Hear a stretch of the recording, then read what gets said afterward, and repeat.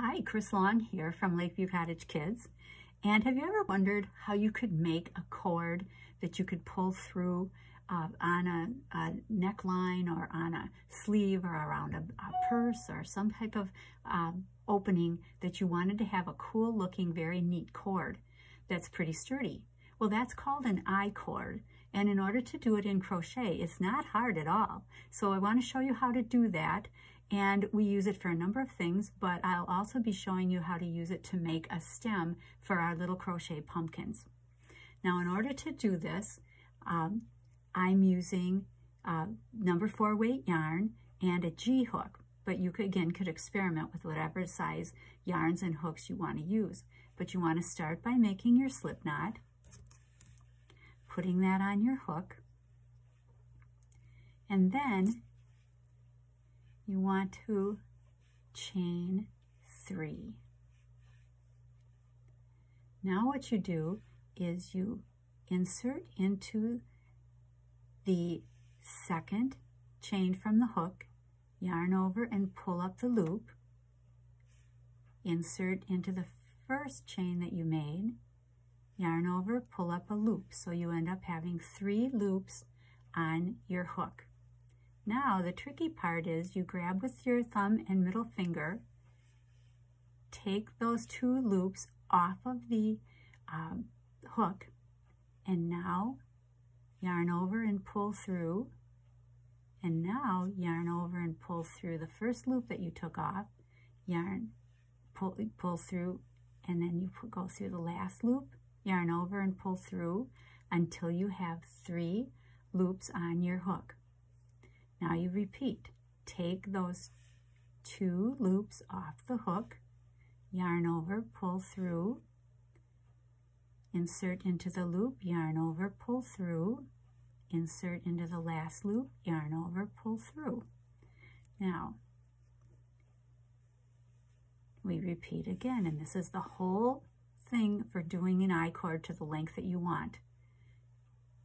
Pull through, insert into the loop, yarn over, pull through a loop, insert into the last loop, yarn over, pull through a loop. Now, as it starts to get a little length, and if you pull on the bottom, it all starts forming like a little, and it will get better as we go along, but just this whole I-cord. Now, we'll do it again. Take the 2 front loops off the hook, yarn over and pull through the loop, into the stitch, into the loop, yarn over, pull up a loop, into the loop, yarn over, pull up a loop. And always kind of pull down. Take those 2 off, yarn over, pull up a loop, into the loop, yarn over, pull up another loop, into the last loop, yarn over, pull up a loop. And again, as you're doing it, kind of pull on the bottom to get that to all kind of go into like a little cylinder of stitches, the cord.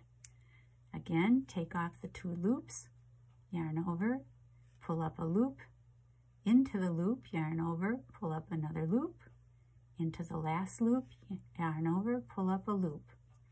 And you can see how we're getting that nice, even, nice looking I-cord.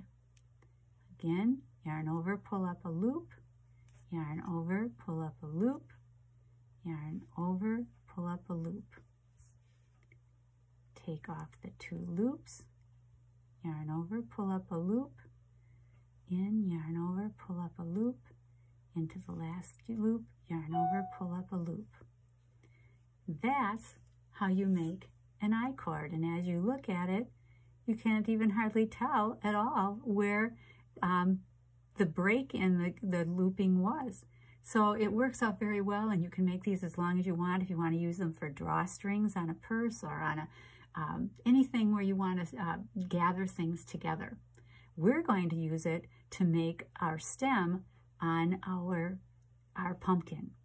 And I'm actually going to use this I-cord. I've made it a little longer than I usually would, but we'll use this one, and in order to end it off, you would make it as long as you want. Sometimes I make it about half this long. This one's going to be longer.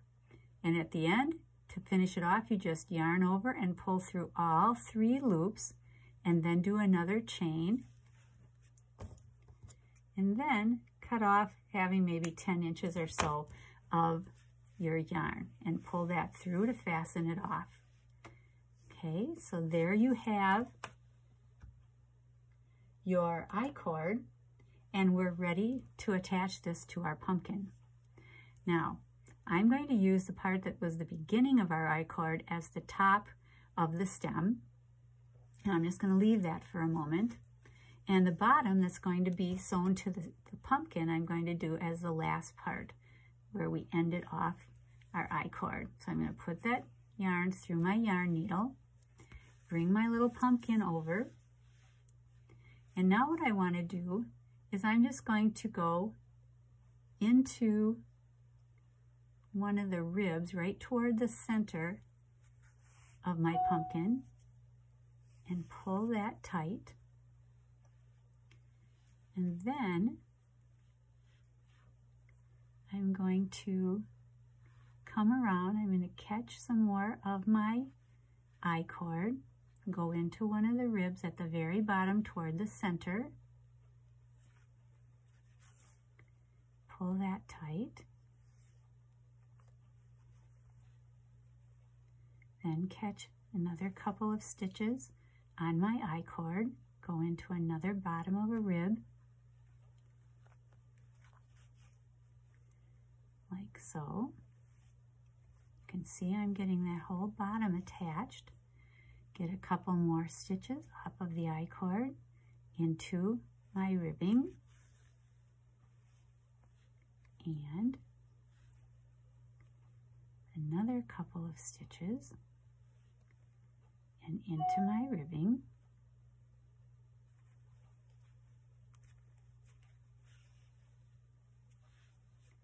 And you can do it as many times as you want. You really don't have to do very many.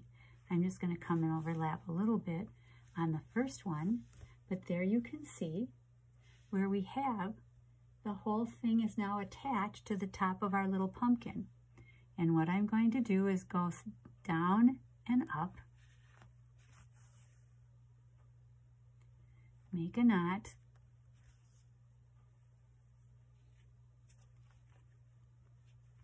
and then just go down and come out the bottom, cut off my yarn, kind of squish it a little bit, and now it's kind of lost into the pumpkin itself and you don't see the end.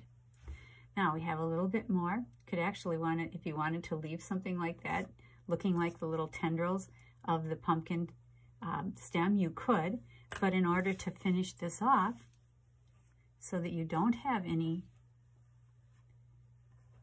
leftover ends, you can just thread the yarn into the needle and then down through the center of your stem into your pumpkin and out the side once again.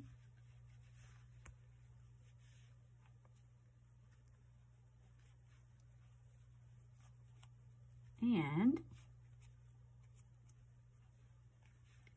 we'll get that out. Gets it kind of crumpled to start with, but you'll be able to straighten that out in just a few seconds. Trim that off. And there is your stem. There you go. I'll be back in just a second. We'll put our raffia bow on and you'll be all ready to use your decorative crocheted pumpkin. Well, we're just about ready to finish up our little crochet pumpkin with its stem and a raffia bow. And I have 3 lengths of raffia, and I'm just going to put them around the stem of my little pumpkin. Now this could be twine, it could be some kind of other yarn. I've just decided we're going to use the raffia, so I just tie around the bottom of our little stem and then make a bow.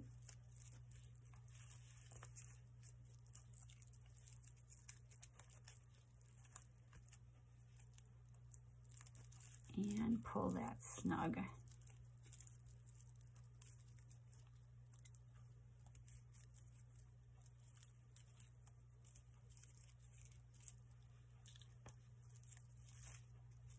And there we have our raffia bow, and we're ready to decorate our table. Our tablescape with little individual pumpkins at each place setting is great. Can use it for on any kind of an end table. You can use it just as a gift to give to any of your friends. So that's our little crochet pumpkin with the raffia bow, and you can make it in all different colors. And here we have an additional little orange one. You can make it in all different little colors. They're kind of fun, easy to make, quick, and they make a lovely gift. This is Chris Long, Lakeview Cottage Kids. Hope you try some. They're really fun and easy to make.